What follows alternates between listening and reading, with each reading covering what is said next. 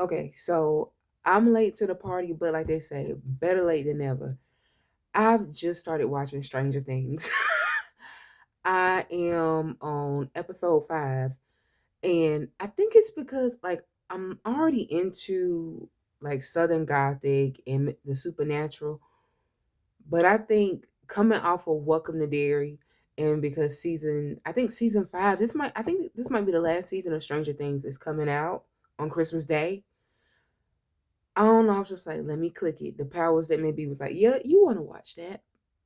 And I done started watching it. I already see just some similarities, like especially with Welcome to Derry. It could just be random, but I see where both of these shows, especially, like their first chapters, because technically I'm on season 1 of Stranger Things, and it's only been chapter 1 of Welcome to Derry. Already the show and the storyline is being presented and built on a missing child, and like a missing boy child that is a little bit, I don't want to say eclectic or anything like that, but I would say that's into the supernatural and, monsters and stuff. Already someone who's like belief system or just their imagination is already like on the outskirts. And one thing, because I'm I'm I just have to, I'm gonna just go ahead and get back into my interview with the vampire obsession, because I already noticed like when 11 was using her superpowers, and I guess just by using your brain that hard, she started to bleed out, and I was like, why did I? They do that on Interview with the Vampire too, when they are using their mind to control things, especially like when they want to control multiple people. I think Lestat had showed us that. I don't know if we saw Armand. Back to Stranger Things. I really enjoy it already.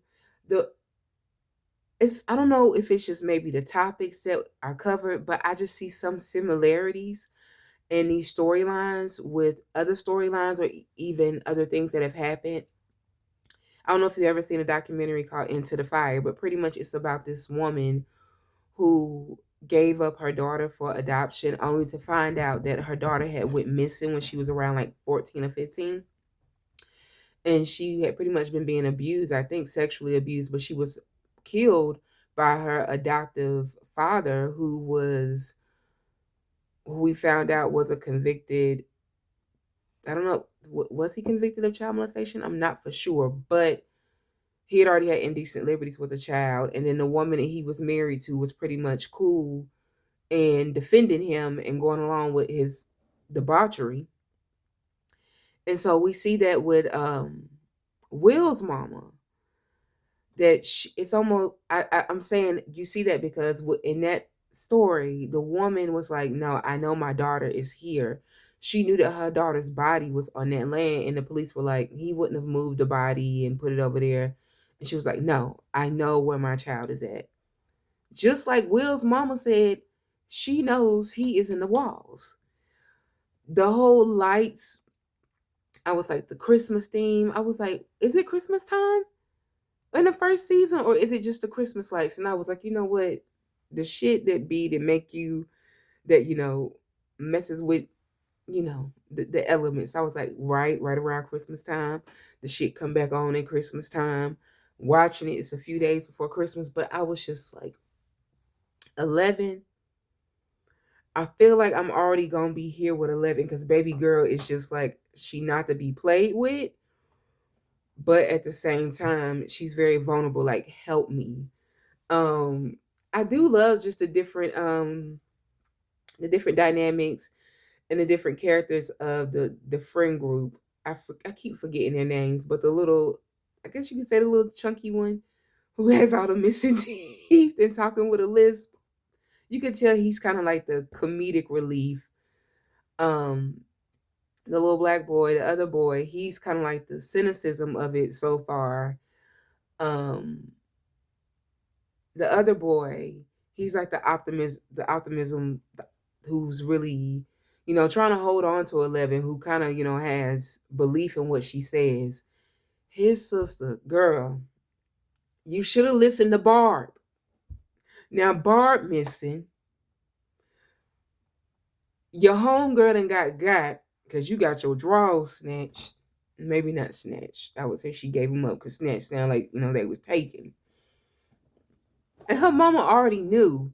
Her mama was like, I think in the most like suburban mom way, she knew her daughter was getting dick. And she was like, just tell me. Just tell me. But even the sheriff, well, the chief, I would say, him dealing with losing his daughter and then finding out about the Hawkins Lab. The Hawkins Lab seemed to be that they own some shit with, I guess, finding superhuman. I don't know, because are the people who leading it Eleven's daddy? I'm like, because she was screaming Papa, and I was like, well, she seems to not know day-to-day life things, but she does seem to be very knowledgeable and aware. Like, she knows how to communicate, she knows what things mean. She may not necessarily know like social cues or social interactions like that, but she knows stuff. And to me, she knows stuff that you would pick up on in like socialization, just a few things. And I'm like, I don't know, like it almost feels like she hasn't been outside with the regular folk, but then it does feel like she's been outside with some regular folk. I don't know. And so now Will's brother, now because keeps smoking them damn phones. Mind you, this is based in 1983. But the phone's being blown up every time his mama is talking to him. She's communicating with him through the lights. And then episode 4, I was with the mama then because she was like, nah, let me see the body. That body don't belong to me. I don't know whose body that is, but it's not Will's. And then the chief goes in there. I'm like, so you just desecrating a corpse? You just gonna cut the bitch open? Granted, he find out his stuff with cotton, but I was like, well, what do they stuff people with? I know they embalm them and take out the organs, but what do they stuff them with? But the way he was pulling at it was like, oh, it's supposed to be something else in here. And the kids, what I do like about it is that I kind of like that already. I mean, the mama done bust a damn hole in the wall, but I do like that already. Um, the main characters, the mama, Will, and the friends. No, is it Will? No, Will is missing. I can't remember the other little kid's name, but even his sister, who thinks that she saw something with Barb. Um, I would say even with, yeah, his sister thinking she saw something with Barb. His brother, they're coming together. I like to see that it's already that they're starting to believe that maybe something otherworldly is happening. I like that we don't have to spend, I mean, technically, I'm assuming it's halfway through season 1, but we don't have to spend too much time trying to convince people. It's like, no, something's happening. So I am gonna finish it. I'm already kind of glued in a little bit.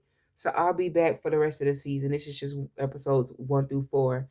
And I just love it. I also love just looking at young actors who are really good. Maybe because I'm serious. I think I'm just high off of this like sci-fi welcome to Dairy kick. So here I am watching Stranger Things.